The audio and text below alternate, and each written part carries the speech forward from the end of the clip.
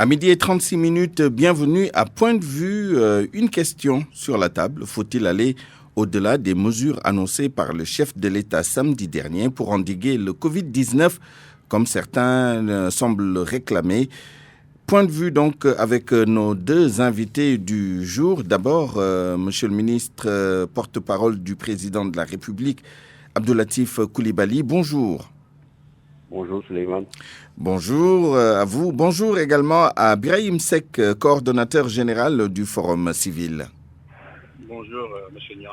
Alors d'abord, Monsieur le ministre Abdoulatif Coulibaly, ce lundi 16 mars, premier jour ouvrable après l'annonce du paquet de mesures pour endiguer le Covid-19. C'était samedi à l'issue de la réunion du comité national de gestion des épidémies présidé par le chef de l'État. Est-ce que vous avez des retours sur l'application effective de ces mesures sur le terrain en ce qui concerne les mesures qui devaient attendre ce lundi? Je dois dire que la question est bien appropriée pour le ministre de l'Intérieur qui suit à la lettre l'application de cette mesure parce que l'arrêté qui a rendu obligatoire les dispositions qui étaient prises sous forme de communiqué, parce qu'il faut passer de l'état de communiqué à l'état de décision juridique, qui a fait l'objet d'une circulaire qui a été envoyée à tous les gouverneurs, préfets, sous-préfets du Sénégal en vue de l'application de cette mesure. En ce qui me concerne, j'ai une zone particulière que j'ai suivie, c'est la zone dans laquelle j'habite, c'est-à-dire la zone du Nyombato. Tous les loumans dans le Nyombato ont été suspendus par les sous-préfets. Il y a même des mariages qui ont été interrompus. Il y a même quelque part des rassemblements, simples rassemblements de jeunes qui ont été également interdits par la gendarmerie. J'ai le rapport quotidien d'heure à heure de tout ce qui se passe dans ma localité. Maintenant, il est vrai que pour parler du Sénégal, il faudrait sans aucun doute s'en référer aux informations du ministre de l'Intérieur. Très bien. Je voulais ajouter une chose. Allez-y. Dans un état de droit, un état passe de ce qu'on appelle l'état de recommandation à l'interdiction, à l'injonction. En ce qui concerne les recommandations, il faut savoir qu'il y a une dimension qui est parfois éludée, mais qui est la plus importante. C'est la réaction communautaire par rapport à des recommandations de bon sens que chacun de nous, en ce qui le concerne, devrait respecter scrupuleusement en chassant simplement que ce n'est pas l'État qui est en cause, mais c'est soi-même qui est en cause. Et sur ça, les reportages que j'ai écoutés sur votre radio démontrent à suffisance qu'il y a un problème de discipline par rapport à nous-mêmes et par rapport à ce que nous voulons de nous-mêmes. Vous avez été dans des loumans où les gens fièrement disent que nous, en tout cas, il faut que ça continue. En évoquant essentiellement une question qui est simple, importante, la question économique. Mais il faut savoir qu'au-delà de la question économique, il y a fondamentalement la vie humaine qui est en cause. Avant d'arriver sur un marché pour vendre, faire du commerce, il faut avoir la santé. Si vous n'avez pas la santé, vous n'y allez pas. Deuxièmement, j'ai écouté également certains responsables de communes dire en réalité, ce seront des pertes énormes de recettes pour les communes, sans pour autant mentionner, en fait, les loumans ne concernent que quelques villages. Si vous prenez l'ensemble des 13 000 villages du Sénégal, on ne va pas en compter dans 10 000. C'est à peu près, dans toute la localité de Sokone et du Nyombato, il y a 3 loumans majeurs. Donc ça concerne 3 villages majeurs et la commune de Sokone et de Passy. Autrement dit, il faudrait quand même que notre responsabilité sociale et communautaire nous amène à comprendre que ce que pose le gouvernement, qui ne sont même pas des recommandations du gouvernement, le gouvernement ne les traduit qu'en actes politiques, ça vient des experts et des hommes de l'art en la matière. Donc, par conséquent, je pense qu'au-delà du fait qu'on est là en disant ça, il faut augmenter, il faut d'abord que nous respections fondamentalement, scrupuleusement les recommandations qui ont été faites, au-delà des actes d'interdit. Voilà pour l'instant ce que je pourrais dire. Très bien. Birahim Seck, les mesures annoncées par le chef de l'État semblent quand même faire l'objet d'un large consensus. Maintenant, le ministre Abdoulatif Coulibaly l'évoquait tout à l'heure, une bonne partie justement du combat doit être portée par les citoyens dans leur comportement et dans le respect des mesures qui ont fait l'objet de ce large consensus. Quel rôle peuvent jouer les organisations de la société civile pour la bonne application de ces mesures? Et pour commencer, quelle est votre appréciation, vous, de ces mesures-là? Merci beaucoup, M. Nian. Je pense que, comme l'a constaté tous les Sénégalais, ces mesures sont venues à leur nommé. Nous avions tous demandé à ce que le président de la République prenne des mesures pour que des solutions définitives également, ou bien une solution définitive puisse être trouvée à ce problème qui quand même fait peur au monde, fait peur aux citoyens de façon générale. Je pense que comme il a dit dans son communiqué, après avoir consulté le comité qui est chargé de lutter contre les épidémies, il a eu à prendre des décisions. Donc sur ce, le Forum civil félicite le président de la République, mais également encourage le gouvernement pour l'application de toutes ces mesures. Vous savez, dans ce genre de situation, si on ne peut pas avoir un extrémisme civique, patriotique ou républicain, je pense qu'il faut impérativement qu'il y ait une responsabilité civique, patriotique et républicaine. Nous avons besoin de tous les Sénégalais, de tous bords. C'est l'occasion fondamentalement de remercier tous les chefs religieux qui ont compris que cette maladie, cette pandémie, comme on le dit, n'est pas uniquement une question culturelle, n'est pas une question de race, ni également une question de pays. Mais c'est une question mondiale, c'est une question de santé publique. Donc les remercier pour leur compréhension, mais également les demander, les chefs religieux davantage, de monter au créneau pour davantage sensibiliser les talibés. Parce qu'apparemment, jusqu'à présent, les talibés n'ont pas, ou bien les Sénégalais de façon générale, n'ont pas conscience du danger qui guette le monde, qui guette le pays, par rapport également à la propagation de ce virus. Donc nous encourageons le gouvernement à aller au-delà uniquement des prises de décision. Maintenant, ce qui reste à faire, c'est veiller à l'application des mesures qui ont été prises par le président de la République à tous les niveaux, que ce soit au niveau gouvernemental, au niveau ministériel, au niveau des préfectures, mais également au niveau des organisations de la société civile, et surtout agir au niveau des canaux de transmission de l'information, à savoir les réseaux sociaux.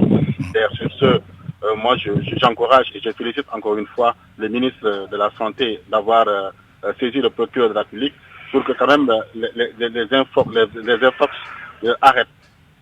Que les Sénégalais comme soient beaucoup plus responsables par rapport à nos comportements, mais également par rapport aux informations qu'ils diffusent.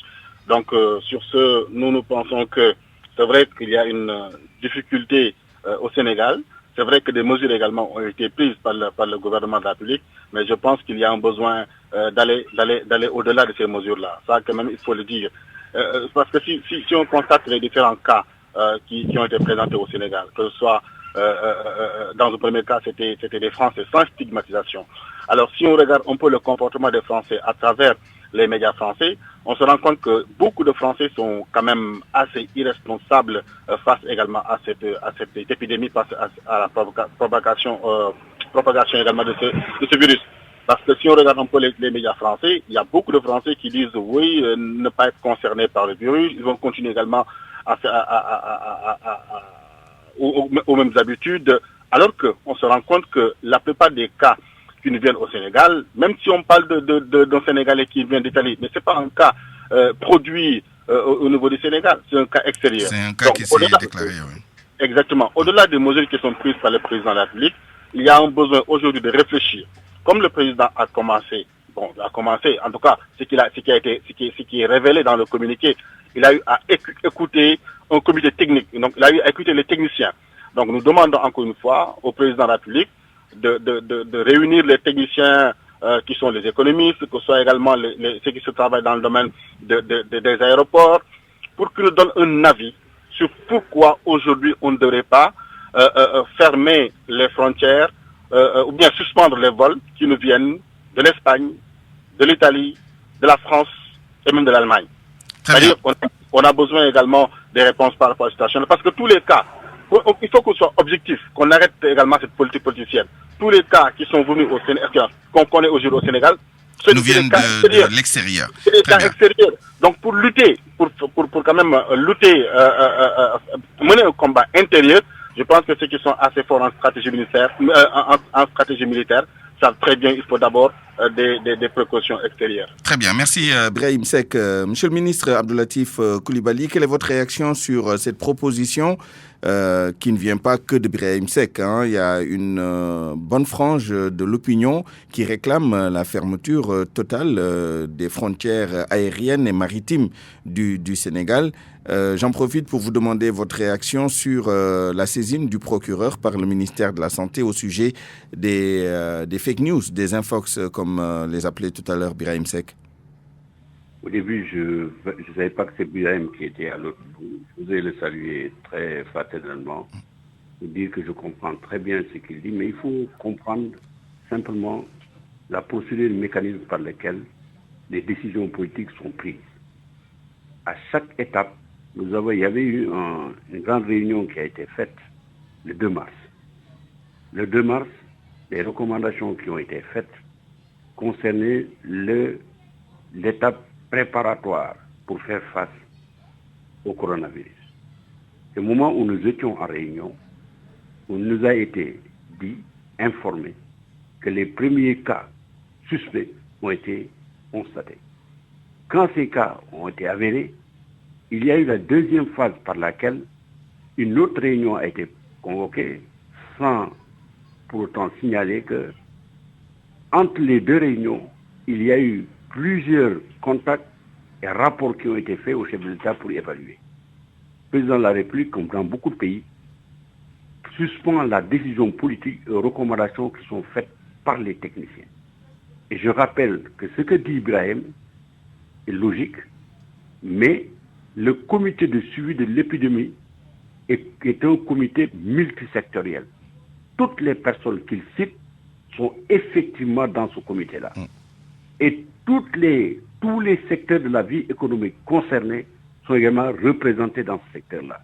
Et c'est à l'unanimité qu'ils font les propositions qu'ils font au chef de l'État pour le rassurer. Aujourd'hui, tous ces secteurs-là sont consultés. À l'heure actuelle, les recommandations qui ont été faites au chef de l'État n'ont pas encore posé le principe de la fermeture hermétique de toutes les frontières. Autrement dit, si la question se pose et que le Sénégal est à un niveau où il faut le faire, il faut absolument écouter ce que dira le comité et à la suite de cela, une décision sera prise. C'est d'autant plus important de le signaler que ce n'est certainement pas efficace que la décision politique ne soit pas chevillée aux recommandations du comité technique qui est un comité élargi où il n'y a pas que des médecins. Les médecins et les infirmiers et autres sont pratiquement moins nombreux que les autres corps et d'autres experts qui se chargent de la vie publique nationale. Très bien. Merci. Cela dit, je voudrais préciser également une chose. Il faut que les gens comprennent que tous les cas dans le monde ont été des cas importés, sauf la Chine. Qu'il soit de la France, qu'il soit l'Italie ou l'Espagne, tous les cas sont des cas importés. Le Sénégal est dans la même situation que tous les autres pays. Très bien. Aujourd'hui, le procureur, le ministre de la Santé a très bien fait de demander à ce que ceux qui propagent des nouvelles qui sont de nature à aggraver la situation ou qui seraient susceptibles d'induire en erreur les Sénégalais doivent être poursuivis devant la loi parce que leurs propos et leurs actes sont attentatoires à la loi pénale. Et je termine, si vous permettez. Si aujourd'hui, le Sénégal réussit cette phase actuelle, avec le concours de la communauté, je pense que nous serions l'État africain qui vaincrait sans aucun doute la maladie.